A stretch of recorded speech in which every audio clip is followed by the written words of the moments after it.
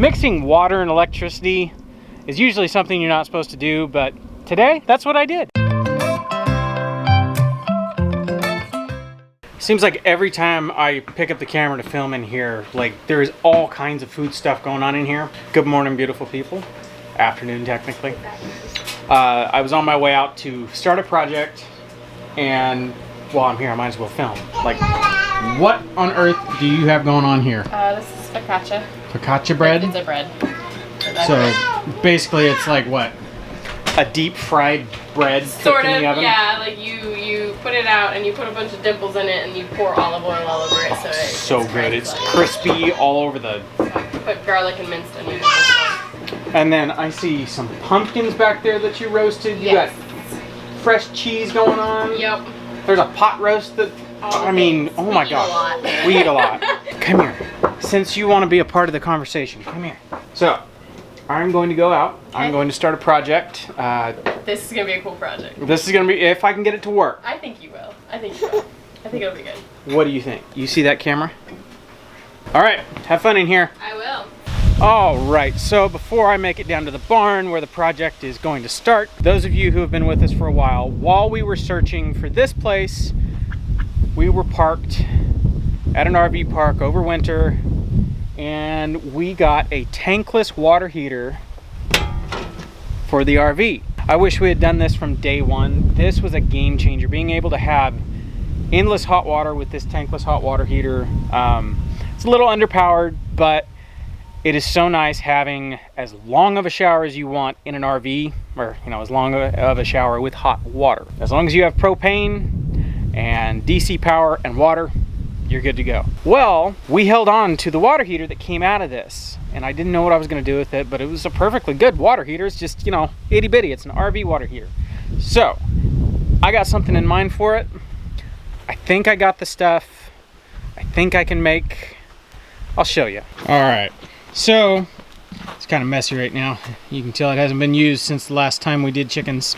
This is our wash station for when we're butchering chickens. Really, anything we're doing outside. This was just an old, like, tool cart or something like that. It was up in the top of the barn when we got here. It's got wheels on it. Looking at it, it's like it's too small to really do anything with. It'd be really nice if it had a sink in it. And bam! Instant mobile sink. So, we've been using it for, I don't know, 2 years that we've been doing chickens and stuff like that.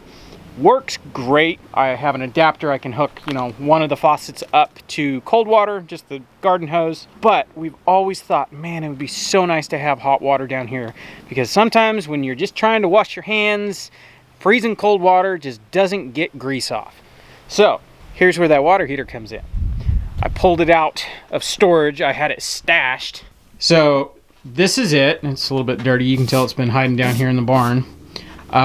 Basically, all it needs: gas line, DC power, and water. I don't remember which ones. I think this is out and this is in. I'll have to hook a hose up and figure out which one is which. I think the only thing I'm not sure on is power. But I do have a small 12-volt battery. This is one of my fence chargers, and for whatever reason it quit working. It does not shock anymore. The solar panel works fine. The charging capabilities are there, but it doesn't shock anymore. I've been going to send it back to Premier One to fix it, but until then, why not just kite the battery out of it? So I'm going to pull the battery out of it, rig all this up. I went to Lowe's. I got some stuff that I needed. I didn't quite have what I needed to hook it up, but I had hoses and random stuff. Anyways, I'll quit yakking. I'm going to get out here and start putting it all together.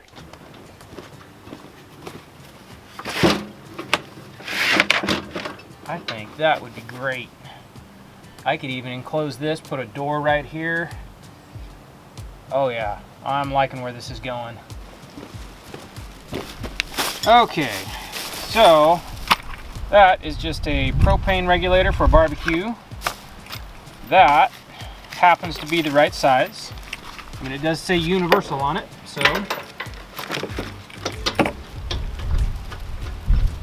Sweet. Okay, there's the gas hookup. And I got all my water lines. These I actually had. And then I got some random fittings so I can get it all hooked up to the hose. All right, let's go around the backside. This is usually the one we connect to the hose. So that'll go there. And then I got a splitter valve, a two-way valve, so I can shut water off if I need to without having to unplug the hose. And this one here. This will connect to the garden hose. It's not the cleanest, it's not the fanciest, but we just need hot water, right? And it is an outdoors sink. All right, let me grab the garden hose. I'm gonna hook it up, see if the water portion works.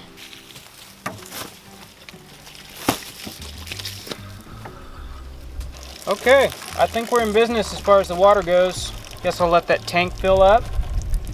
I'll grab a battery and a propane can and we'll see if this works.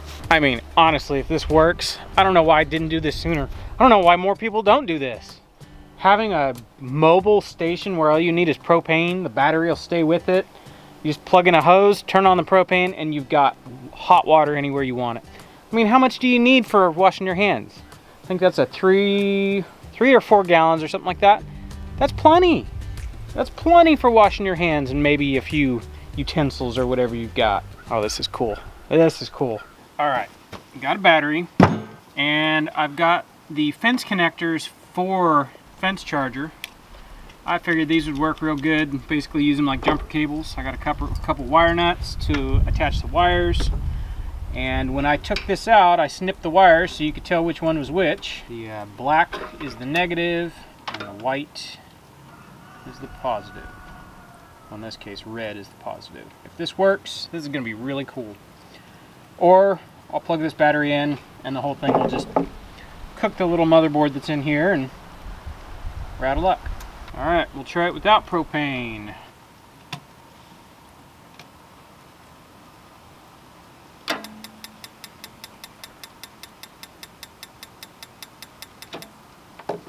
Well, it's trying to light. Let me get some propane.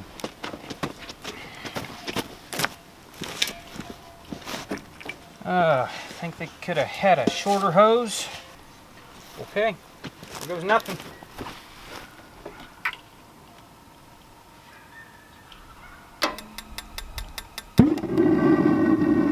Ah! It's working.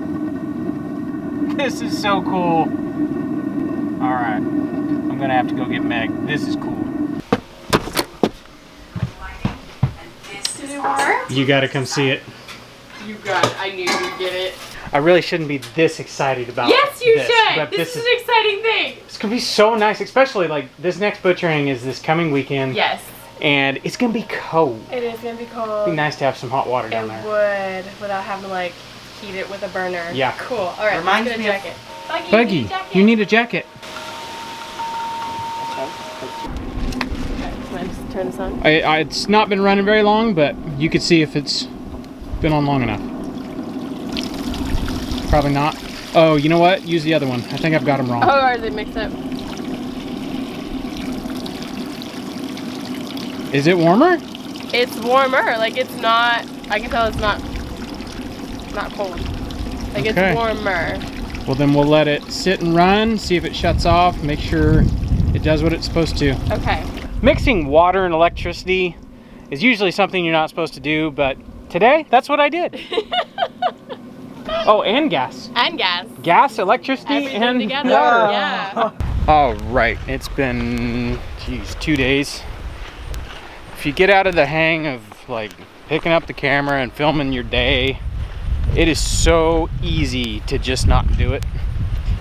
And that's, I'm plagued by that right now. We were on a roll, we were filming all the time, and then we got busy doing other stuff, going places and doing things, and it's like, yeah, we're not gonna film today. Well, we're not gonna film today. And before you know it, 2 weeks has gone by. So, I made that thing, got the water heater hooked up to our outdoor mobile sink. Actually, this sink was the sink that was in the mobile home when we started tearing everything out.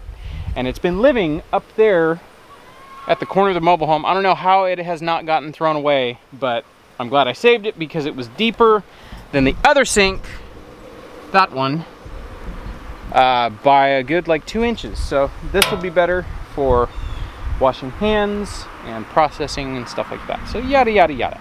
All right, I have all of this mess that I've got to get cleaned up and moved so we can process chickens Saturday. Today is Thursday, even though the day's pretty much done. We're on the downhill portion of the afternoon. I'm gonna get the boys and we're gonna get all this cleaned up. I've got a whole bunch of offcuts I'm gonna kind of chop up into smaller pieces, and we're gonna haul them up to the fire pit. Maybe tomorrow night we'll have a Fire Friday. Now that it's cooled off, it's beautiful weather for sitting out around a fire. We didn't really do too many Fire Fridays this winter, or this summer. Now that it's coming into winter, it's like, yes, time for fires. Oh, so this mess, I don't know if you guys have seen up here in a while. I'm gonna throw some sheets of plywood down, kind of make it a nice, even. I'd had a couple sheets left over and I threw them down just to see what it looks like, and it's really nice. So I'm gonna get a couple more. We'll fill this in and really have a better space to work in up here. Now that I've kind of got it cleaned out. This was our catch-all space while we were building the mobile home, and it got to where there was like a path. I play guitar out here, and so there's a path over to my amp, and then there was a path to the boys' Lego room, which actually looks pretty good right now. Right now. I need your help. We're gonna clean up and get ready for chickens.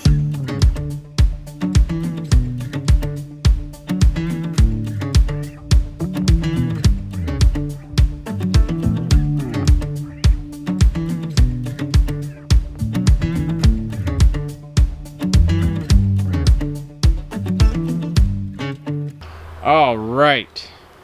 After all that cleanup and reorganizing, we are pretty much ready. Got the plucker, so basically it'll be kill, scald, pluck, eviscerate, and that'll be our little workstation over there for all of the end processing. The only thing I have to grab is the coolers.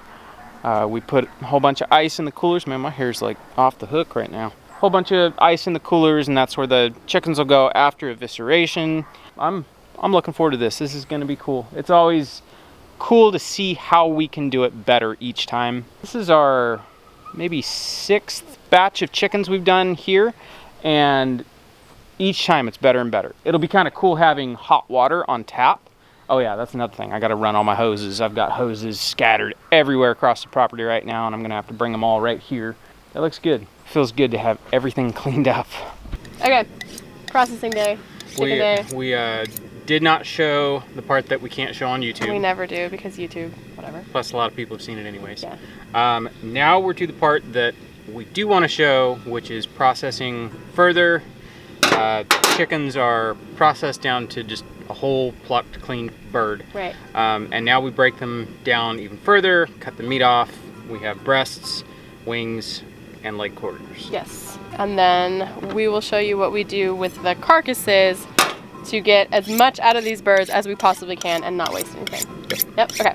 Also, the hot water in the sink has worked amazing. It's so good.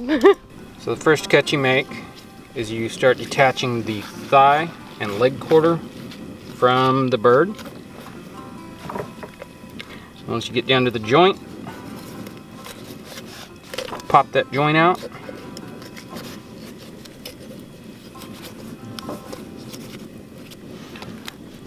There's a leg quarter. Do it on the other side.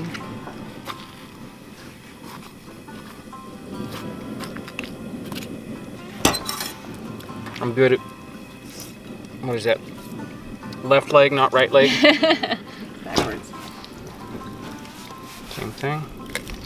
Pop that one loose. Another leg quarter. It's alright if there's a little bit of meat left on there because of what we're going to do with the carcasses. Wings I like to take off next. Same thing, cut until you can pop that rotator cuff out. That one broke in the plucker. That's all right. It's not a big deal. There's a wing.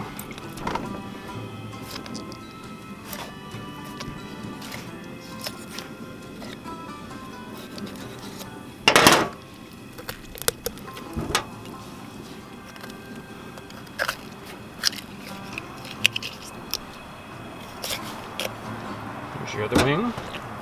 And the breasts. You want the skin on or skin off? Whichever. Well, You can leave them on, that's fine.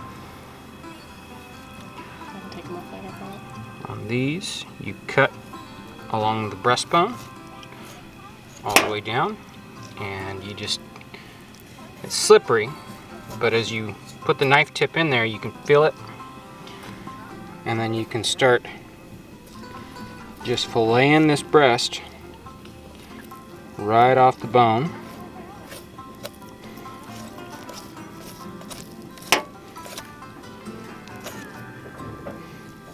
Might get a little bit of bone on there, but that's all right.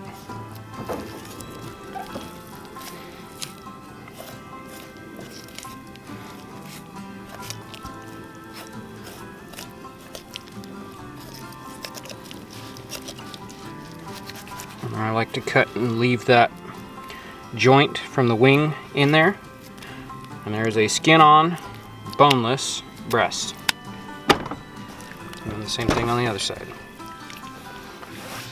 See, I should have left the legs on. Sometimes it's easier that way.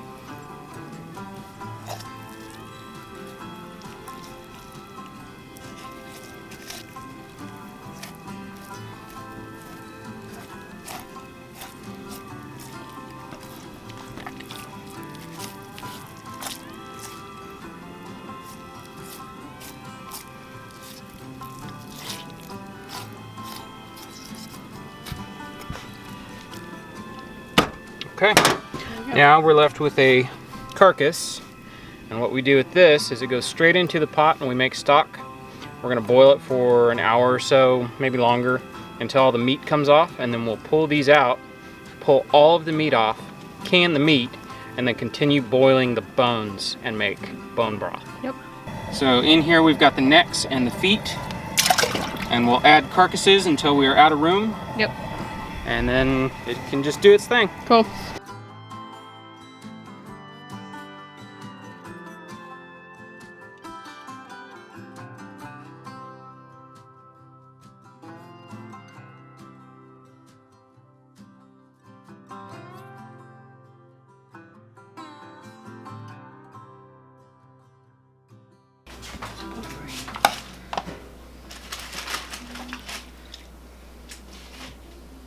Alright, it is time for the chicken picking party. Chicken picking. So we set those carcasses in the pot yesterday. We actually wound up getting like 2 more pots.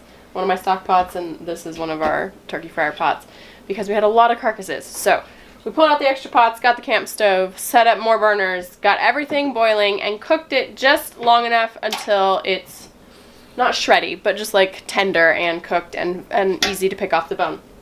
So now we're going to spend the next hour or so that it's going to take to pick all the carcasses.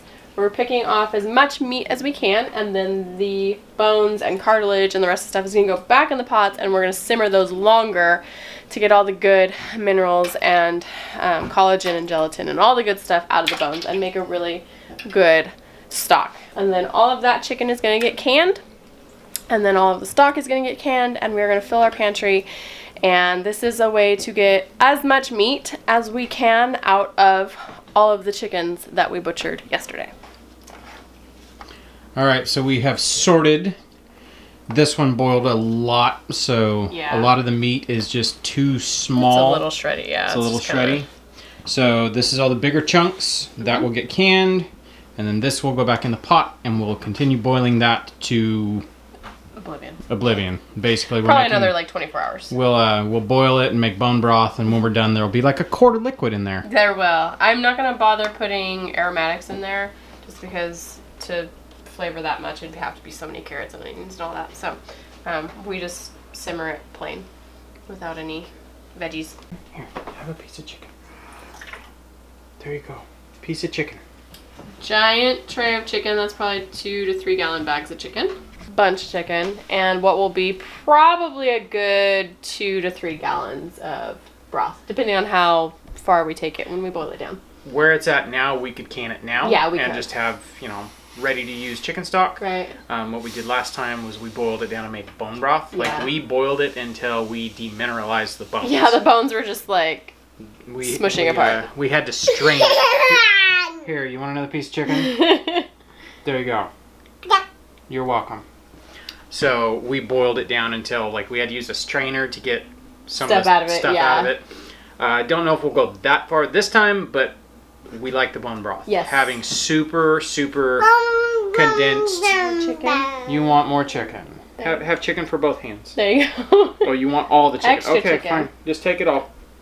So anyways, we will just boil it until we feel like it looks good, and then we'll can it up. And When you can shine a flashlight and barely get any light on the Yeah, other side, it's pretty good stuff. That's some good stock. Pretty good stuff. This is awesome. This is a great way to Yep. really squeeze every last little bit you can out of the chicken. Yep. Doing it before, we used to burn the carcasses if we cut the Yeah. meat off, and I'd save all the bones after they're cooked, and you can just, you know, powder them, and now you have calcium for the garden. Right. So they still got used. They still got used, but doing it this way, we get to use more of it. Right. So yeah, we're very happy about Yeah. making stock. It's a lot of extra work, and it kind of stretches the chicken processing into like 2 to 3 days. Yeah. But it's worth it. Yeah. Oh yeah. And having the canned chicken on hand is really nice. If I need to throw together a cooked meal, then I just grab a can of chicken and some mayonnaise and some homemade relish, and we have chicken salad, or, you know, chicken and dumplings, or Throw whatever. some pasta in a pot Yeah. and get the pasta going. Throw some chicken in there. Now you got chicken and pasta. Yeah, like, there's super easy. So many super quick, easy meals you can do. Yeah, it's our fast food. Yeah, that's our fast food. So this is awesome. Very cool that the hot water sink worked. That was a game changer. If y'all can figure out how to do one for yourself, do it. All right, she got handed off. She got handed off, so we can finish talking. So we want to say a huge thank you to our help. They were like really, really helpful. We've gotten to the point where our kids are capable enough that we could pretty much do it as a family ourselves, but it would be a longer day, and having the extra hands. Really, really helpful. Yes, very helpful. Like yesterday, the twins were the ones who ran the scalding and the plucking. Yeah. And it was really nice. Like, I didn't have to worry about it. Right. And then the younger guys usually catch chickens Yep. while, you know, While I'm we killing and you're kill and eviscerating. So eviscerate. having the extra hands for eviscerating, or people to step in where needed. It was awesome. really nice. Yeah. And I big think thanks to everybody. it's fun too to be able to pass on what we've learned about chicken butchering, and you know, some of these helpers were wanting to get into chickens next year and wanted to know like what was involved to do chickens, and so for us to be able to be like, well, this is how we do it, and We are doing chickens. Come over. You can learn at our expense. yeah, Like, and it was really cool to be able to be like, that was how it was for us. We got to learn helping other people, and now we're getting to teach Yeah. other people. So it's is pretty cool. It's nice being able to give back. Yep, that's how you just pass on the knowledge. All right, well, I'm gonna bag this because I'm not canning this tonight because I don't feel like it. So The day after a butcher day is pretty much a lazy day. yeah, so we're gonna bag this and put it in the fridge and call it a night and eat something not chicken. Probably beef. We can have beef or deer or something. Something like that. All right, guys, we're gonna call it. We'll catch you guys on the next one. Bye. Are you vlogging? Are you vlogging?